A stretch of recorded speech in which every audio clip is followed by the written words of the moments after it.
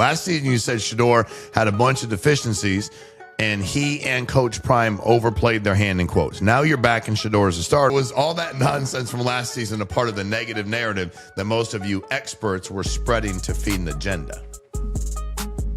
I don't have an agenda. Okay? All right? So I'm not part of the media. I'm just reporting the things that I had heard. And it's obvious based on he was projected to be a first-round pick. Cris Carter spent last year telling everybody that Shedeur Sanders had nobody to blame but himself for falling to the 5th round. He said Shedeur and his family overplayed their hand. He questioned how Shedeur handled interviews. He even estimated the situation cost him between $30 million and $50 million. He said NFL teams taught him a lesson. Fast forward one season and Carter's tone sounds completely different. Now he is clearing the air, saying he never had an agenda against Shedeur. More importantly, he is saying Sanders earned the right to compete for Cleveland's starting job.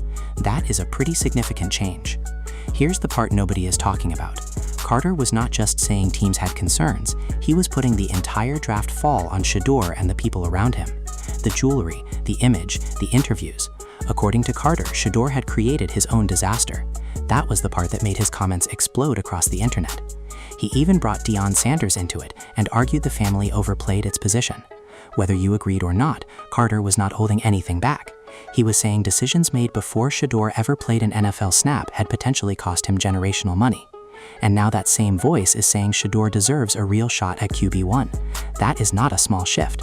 That is one of the loudest critics from draft weekend completely changing his tune. And training camp is about to show everybody whether Carter is right to change it. We had extensive media training, but this whole thing with Deion and the media and everything, like it's out of control. Like, it did not help him. It helped him make money in college because he got followers, but it actually hurt him as far as him getting a job as an NFL quarterback. But here's where the story started changing. Shedeur didn't spend his rookie year arguing with every person who criticized him. He eventually got an opportunity to play. His first real breakthrough came against Las Vegas, when he made his first NFL start and helped Cleveland win 24-10. Sanders threw for 209 yards with a touchdown and an interception. It wasn't some perfect superstar performance, but for a 5th-round quarterback making his first start, it was enough to prove that Cleveland could actually put him on the field and win a football game. What mattered even more was how Shedeur handled the moment afterward. He wasn't acting like one win had suddenly proven every critic wrong. He talked about the experience and the importance of continuing to improve. That's the kind of response Cleveland needed, because the biggest question surrounding Sanders had never been whether he could make an impressive throw. Everybody knew he had talent. The question was whether he could handle everything that came with being an NFL quarterback after all the noise surrounding his draft fall. I'm not gonna lie, I felt very relaxed, and half of that comes from preparing, studying, and knowing I got God on my side.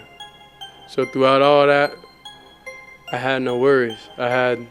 I didn't feel nervous or anything before the game because, like, he took all. The rest of the season was not clean. That is important because Carter has not suddenly been proven wrong about every concern. Shedeur finished with 1,400 yards, 7 touchdowns, and 10 interceptions. He completed 56.6% of his passes and took 23 sacks. There were games where he held the ball too long, bad turnovers, stretches where the offense struggled badly. If somebody wants to argue Shedeur still has a lot to prove, that is completely fair.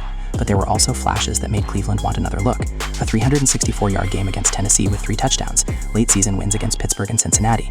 By the end of the year, he had gone from a 5th-round pick buried in a messy quarterback room to somebody Cleveland was willing to carry into another offseason as a legitimate competitor for the job. Here's the part nobody is talking about. Carter is not pretending he never criticized Shedeur. He is standing by the basic point that his criticism was about the draft process rather than the talent. But after watching Shedeur actually play, Carter now believes the young quarterback deserves a real opportunity. That is a much different conversation from saying the league taught him a lesson. And after everything that was said when Shedeur fell to pick 144, the fact that one of his loudest critics is now in his corner says something. Training camp is about to tell us whether that change of heart was justified. He's got NFL talent and probably would grade out to be a first rounder if you can get him a year early. I'm not worried about that. In the NFL locker room, you got plenty of guys that are going to throw their arm around him, and what he did, it didn't affect any of them.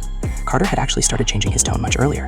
After Shedeur's first preseason performance, Carter called it possibly the best rookie debut he had ever seen from a 5th-round quarterback.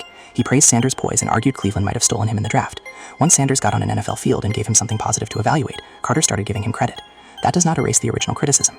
Carter believed Shedeur badly mishandled the draft process. Then he watched the player and separated that from what Sanders could become on the field. That is an important distinction.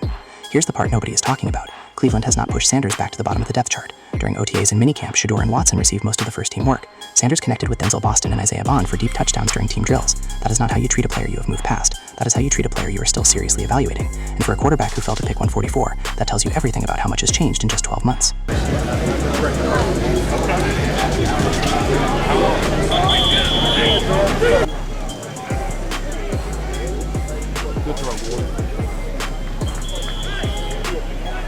Run. I do. I agree. That's probably the biggest difference between last year and now. In 2025, people were debating whether Cleveland would even give Shedeur enough reps to show what he could do. Now the Browns have an entirely new coaching staff, and Sanders is legitimately competing with Watson. Dillon Gabriel remains in the room, and rookie Taylon Green is there too. But Cleveland's own offseason review says the majority of the first-team reps went to Sanders and Watson. That doesn't mean Shedeur has won anything. Watson could still start week 1. In fact, there are people around Cleveland who believe Watson currently has the edge entering camp. But Shedeur has already moved himself into a position that seemed almost impossible when he was sitting through that draft weekend watching 143 players get selected before him. Carter is now basically saying Cleveland needs to find out what it has, give Sanders the opportunity, and put more talent around him. If he proves he isn't the answer, then you have your answer. But after what he showed last season, Carter doesn't believe the Browns should make that decision without giving Shedeur a real chance. And Shedeur himself isn't acting like he has already won the job. He recently talked about competing with Watson and said both quarterbacks are trying to become the best versions of themselves. They've even been working out together with Browns receivers before training camp. For all the drama people want to create around this quarterback competition, Shedeur seems much more interested in what happens on the field. See, I think the way how y'all look at things is different than how we look at things. We look at coming to practice every day being the best player we can be as an individual and as a good teammate. Y'all look at it as like a competition. It's like that's not really nothing I'm just focused on. I'm focused on developing as a player. Something pretty wild happened with Shedeur's rookie season. The 5th-round quarterback who spent draft weekend being told he had destroyed his own value ended up receiving a Pro Bowl invitation. His statistics were not elite. He was an alternate. But think about that turnaround. In April, his name fell to the 5th round. By February, he was wearing Browns gear at the Pro Bowl. That is why Carter's latest comments matter. Carter is now giving Sanders credit for what he did after the draft and arguing Cleveland should give him the chance to compete for QB1. You can decide whether that is an apology or simply adjusting his opinion after new evidence, but the tone has clearly changed. Last year, Carter was talking about Shedeur being taught a lesson and losing tens of millions of dollars. This year, he is talking about giving Shedeur an opportunity and putting better pieces around him. That is a pretty significant shift in 12 months. Here's the part nobody is talking about. Shedeur still has not proven Carter completely wrong. He has not become a franchise quarterback yet. His rookie numbers had real problems. There are legitimate reasons Cleveland could still choose Watson. But now he has something he did not have last year, a coaching staff willing to give him first-team reps, an open competition, and even one of his loudest critics now believes he deserves the chance. Training camp is coming. Shedeur gets to answer everything himself.